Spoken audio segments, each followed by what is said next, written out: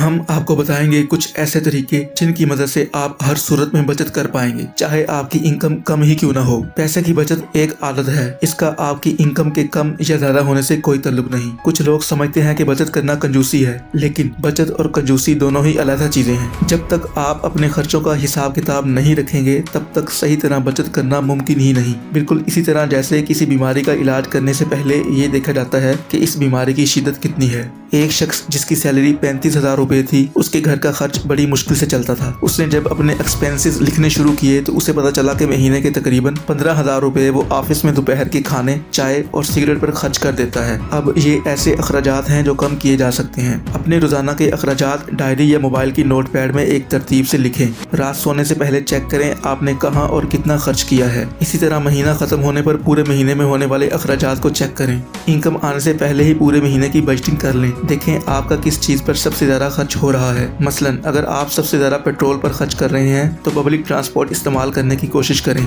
जब आप अपने एक्सपेंसेस को लिखना शुरू करेंगे तो आपको स्मार्ट तरीके से खर्च करने में मदद मिलेगी, क्योंकि आपके पास डाटा होगा और आपको पता होगा कि आप कहां और कितना खर्च कर रहे हैं। शॉपिंग पर जाने से पहले अपने पास शॉपिंग की लिस्ट बनाकर जरूर रखें। शॉपिंग लिस्ट में ऐसी चीजें लिखें जिनकी आपको वाकई जरूरत है। ऐसी चीजें बिल्कुल ना लिखें जो गैर जरूरी हों। आप बचत की जितनी भी कोशिश कर लें, एक लिमिट के बाद आप उसे कम नहीं कर सकते, क्योंकि जरूरियात जिंदगी की कुछ चीजें ऐसी हैं जिनके बगैर गुजारा मुमकिन ही नहीं। इसलिए अपने अंदर ज्यादा पैसा कमाने की स्किल पैदा करें। पैसे को बचाने से ज्यादा इनकम बढ़ाने पर फोकस करें। पैसा कमाने के मुख्तलिफ तरीके तलाश करें, जैसे ऑनलाइन अर्निंग वगैरह, लेकिन नॉलेज और एक्सपीरियंस के बाद। अगर आपकी इनकम बहुत ज्यादा कम और अखराजात बहुत ज्यादा हैं तो मंथली 6% हर सूरत बचाएं।